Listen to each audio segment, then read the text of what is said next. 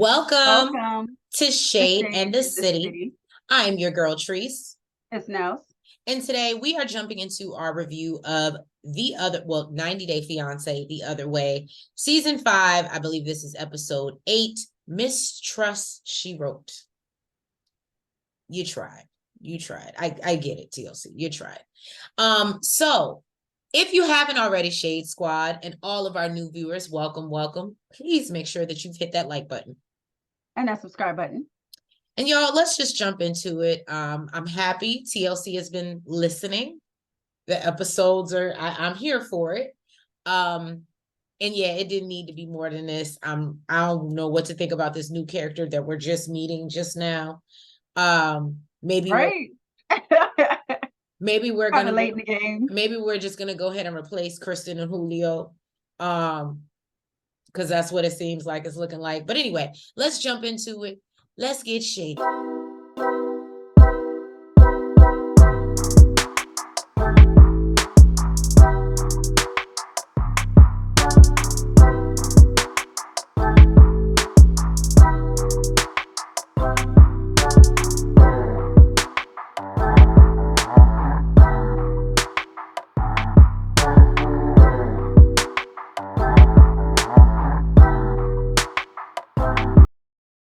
We pick back up with Holly running around the streets of South Africa because she's upset with Wayne. Now, Wayne realizes Holly has given up a lot, more than he's given up for her. I said, okay. He always takes accountability. I was going to say, it's the accountability for me. He always takes accountability. He realized that he made a mistake investing their money and losing it. Holly is upset because she consults him about, most of her decisions. And she's obviously upset about this honeymoon. So she then sees Wayne get in his car and leave her. And she's upset that he's left her out in the middle of nowhere. Now, no shade. I kind of felt like we saw this all last episode. I don't know if but I guess you had to refresh us. Mm-hmm. So then Wayne returns 30 minutes later, and Holly just, falls into his arms like like nothing ever happened. Wayne said he needed a minute because he's worried about if Holly still wants to be with him. Apparently, he said when they were dating, Holly made it a point to say that she doesn't want to be with someone who's financially unstable. Oh, I thought she said she's never been with someone who's. No, she said she doesn't want to be with a man who's financially unstable. Well. So that made him fear that Holly was going to leave him. Holly tries to reassure him. She's like, let me be there for you. I'll be there. She wanted to be there. He said, I don't want it. He said, I don't want it. I don't want it. Now, and he basically said that, you can be a part of my life, just not my business. And I said, well, you can't be stubborn like that, especially when your money's messed up, because clearly you're having an issue with managing money. That's all I'm saying. And Holly just doesn't want to be in a relationship with any secrets. What are your thoughts, Nels? I think she's right. I think that he needs to be transparent and tell her what's going on, because regardless to whether I told you I don't want to be with someone who's financially unstable, that don't mean you hide it. I still don't want to be with someone who's financially unstable. Tell me what your plan is. We can talk it out, see if we can get you back on track, or if this is for the long run before I marry your ass. You know what I have to say? What? You need a brush. What? She said she need a brush. Brush, yeah. It's too long. It's not even, just because it's long don't mean it gotta be. I think that's why I was getting mad at. I think she needs to brush it. I don't think we've seen her do. And if she washes it every day, she needs to brush her hair. You know how like how weave, when it's super long at the ends, it get all knotted up. I think that's what's going on. You gotta brush it. You have to constantly brush it. Right. She need to cut it. That's what she need to do. Brush it. She need to cut it. But yeah, that's Holly and Wayne. It ain't even thick long. It's just long and stringy. It's terrible. Well, you can get into your favorite. Oh yeah, it's my favorite. I have a favorite for each one, huh, Tracy? Yeah, you do. So we pick back up where we left off with Mary and Brandan. Brandan is basically saying his problem is the fact that even in person, he still feels like he's not good enough for her trust. Now this girl is crying, talking about she can't breathe, and initially Brandan is not moved. But then it dawns on him this girl has asthma. So he's like, can we get her? Can we get her an inhaler? Right. And of course, now Brandan feels Shout bad. out to the Shade Squad 522. I love y'all. I'm sorry.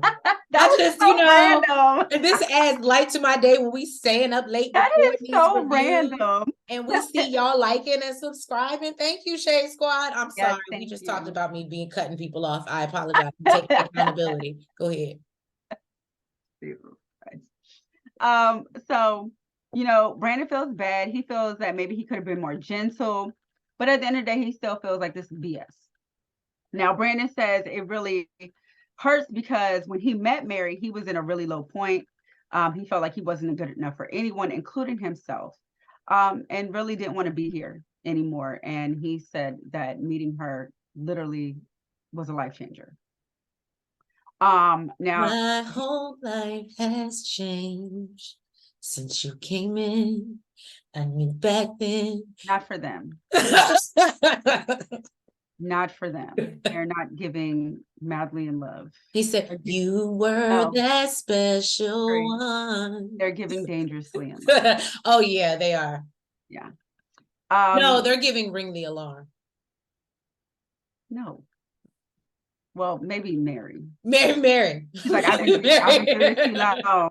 And I'll be damned if I see another chick with y'all. So he said he loves her, but it really hurts when he doesn't have trust, because it brings him back to that state of mind where he wasn't good enough, but he's trying to hold on, and he's just super emotional. Like at this point, it's like he can't breathe. Now he went back to sit down with Mary and check on her. And of course, he's the one that apologized, because he always does and she don't. Now he reassured her that he loves her and he trusts her, and asked her if she had anything to say, expecting maybe she might say the same thing in return. But instead she said that she was sorry. Mm-hmm. And he feels that if she can't trust him, where do they go from here? What type of future are they really going to have? Mary said, I ain't sorry. Hell no. So the next day, I can't stand you. So the next day, Mary said after her anxiety attack the night before, she felt really ashamed and she really just cried herself to sleep. She said because of her past, she's worried. Like the child that she is. She really is, though. They both babies. That's true. They both babies. Mm-hmm. So she said because of her past, she's worried everyone is going to leave her no matter what. But Brandan hasn't left yet. Now, she took him to her old high school. She said she has a lot of great memories there and she wants to share them with him. So they have a seat and he asked her, how she's doing today. She said, I'm sorry, if they're doing okay. And she said that they're fine. She let him know that it's hard for her to trust him, like right now, like today, in this current moment. So she asked him for time. She says that she's going to try harder. She says that she's just worried because everyone that she loves, no matter what, she feels like they're going to leave. And he says that he understands that because, he's had people leave him too. And he knows that it's not just like a light switch that you can just flip it and trust him. And she said that she will try harder because she loves him. He's perfect and he's the man that she wants. And he starts to tear up and says that meant a lot. And he thanks her for reassuring him, because that's what he was looking for the whole damn time. He just wanted to hear that. And he says that, that's what he really, really needed from her.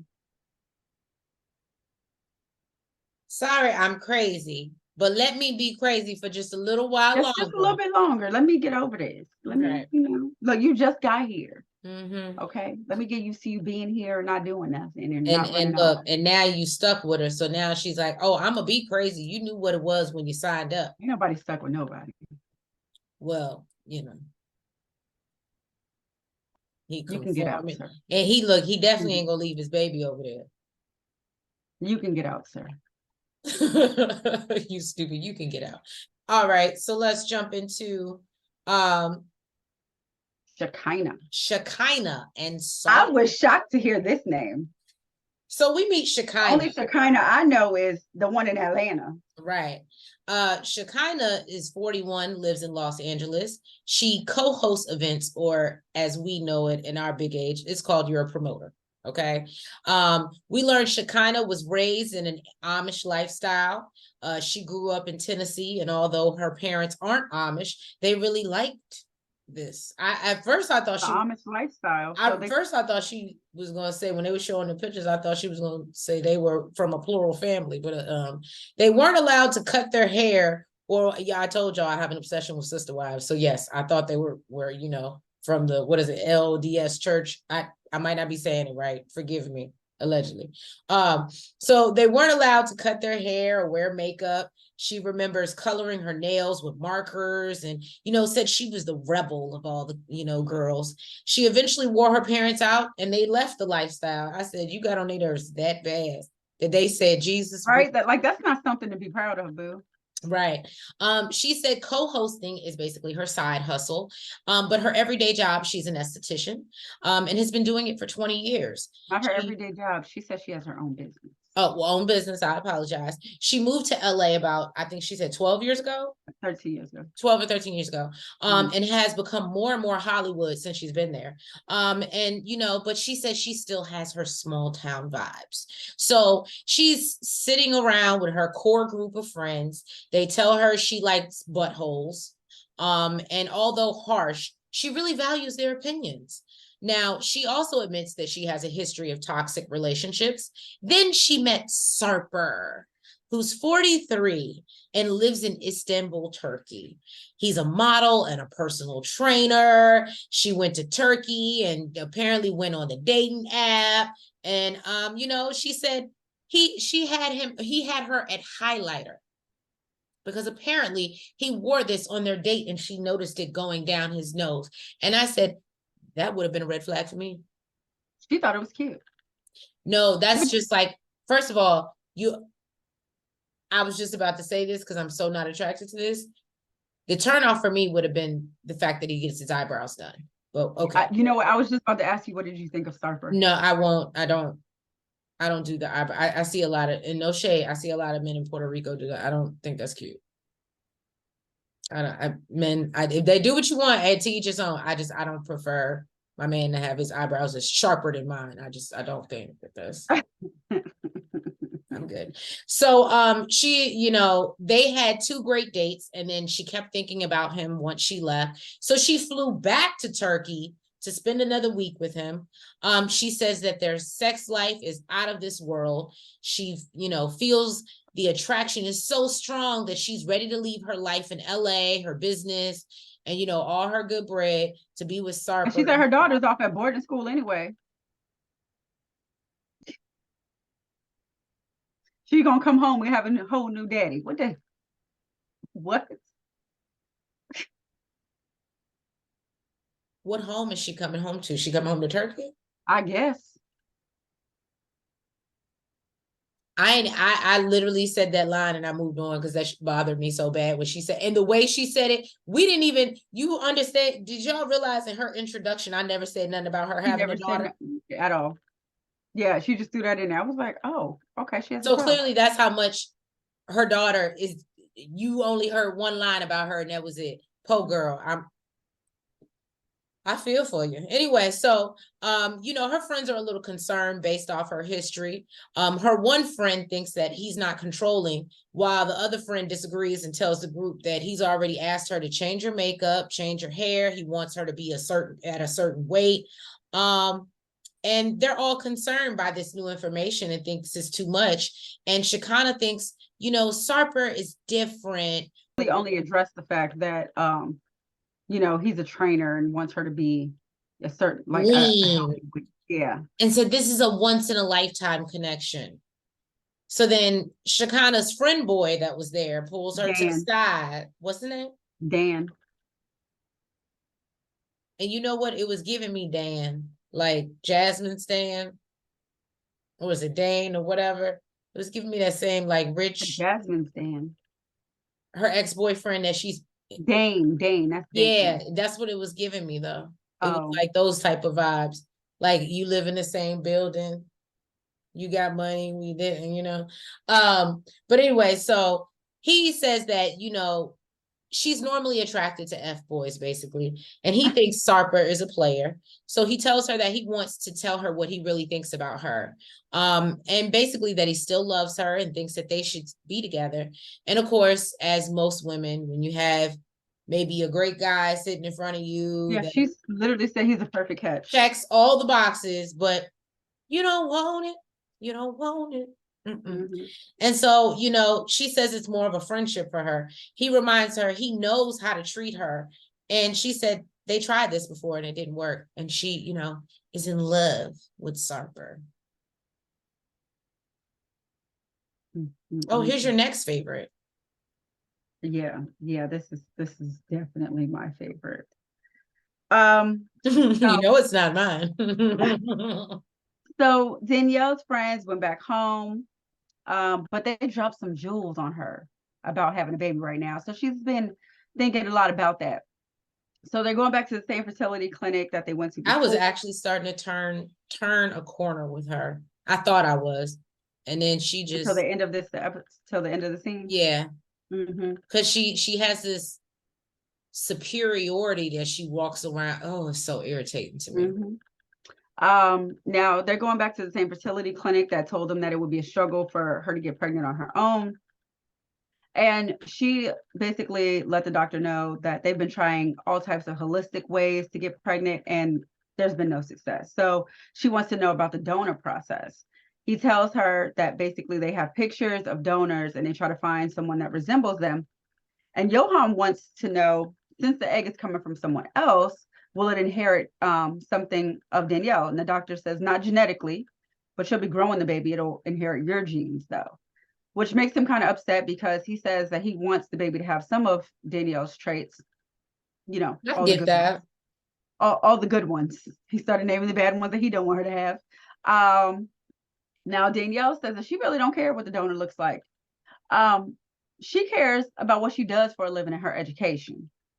So he breaks down the process. He wants the baby to be the donor to be a Harvard graduate. Hey, good luck. Godspeed. Are you a Harvard graduate, man? Talking about right. So he breaks down the process to her and let her know that, you know, if she agrees with the donor process, then they can get started in 15 days. But suggests that they do it as soon as possible because the longer she waits, the success rate will go down. Now, it costs $11,000. So she says she ain't got it right now. Okay, but they got to figure out a way to come up with this money. She also needs to have a hard conversation with Yohan because she says they have some fundamental differences. So on the drive back, she asked him how he feels.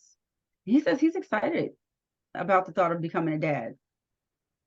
She said that she has more questions than she started out with. He said that they have a lot to talk about, whether they want to do it now or do it later, and, you know, money, of course, and the fact that it's so expensive. Now, she told him that she thinks that he wants to be a father just to play.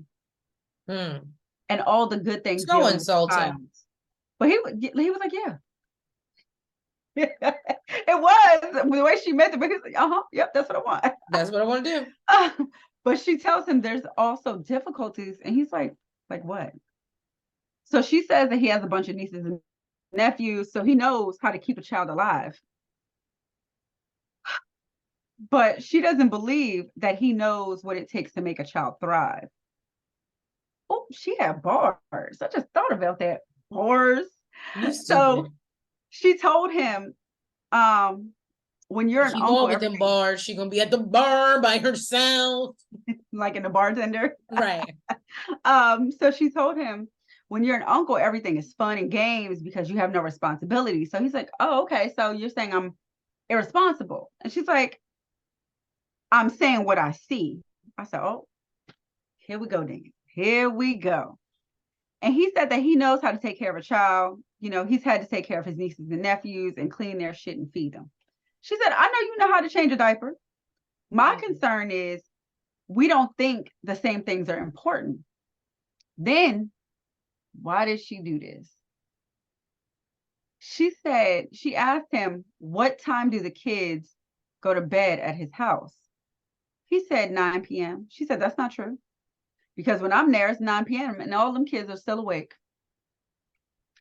She said, even the baby in your house stays up till 10, 11, 12 at night, and a baby needs a schedule. It's important for their health. Now, he said, are you saying you don't like the way my family raises their kids? She's like, oh, I didn't say that. I ain't say that. I mean, that's what it's given. No, that's basically what you're saying. That's what it's given. So, of course, he got defensive, and he said, no, you don't like it. He said it's offensive to him because just because, you know, different countries do it differently doesn't mean the way they do it in his country is bad or wrong. That part. Now, she said, you think if a baby is not unalive, then it's okay. She is so She said if the child has food, diapers, and basic stuff, then you think everything is fine. She said that she believes children need other things like spirituality, education, and sports. He said he knows everything that her child needs. So she's getting frustrated because she feels that communication is off and basically doesn't know how they're going to raise a child when they can't even have a simple conversation. That's because you don't know how to have a simple conversation without insulting and demeaning. Woo. Well, I think you took the words out of my mouth. I don't need to say much. Yeah. That was Danielle and Yohan for you. Ain't nothing changed. So thank you guys so much for tuning in to another review of 90 Day Fiancé the other way. Excuse me. If you have not already, please, please, please make sure that you hit that like button. You comment. You subscribe. And you hit the notification bell. And make sure you're following us on all the platforms, the TikTok, the Twitter, the Facebook, and the IG, y'all. And yes, people are already excited because I said one thing about The Last Resort and y'all ready. And I appreciate you, Monica. I'm messing with you. So yes, we will get on that, but letting you know we will be off for the Labor Day weekend. That'll probably be one of our last times off up until the Thanksgiving holiday. And so, well, we can't forget Nelson's birthday, but we'll still be doing content. So that's not really off. But anyway, so we appreciate you. For a second, I forgot about it. Right. So we appreciate you guys. And yeah, we will be catching up with you after the Labor Day holiday. So you guys have a safe, enjoyable weekend, last weekend of the summer. Make sure you wear all your white. I got to pull my white out of my closet because I ain't worn it all summer and I only got one weekend to do it. So I don't believe in that mess. I'm wearing white when the hell I want to. But y'all have a great, safe weekend, Shade Squad, and we will catch y'all back here on Monday. Have a good night. Good night.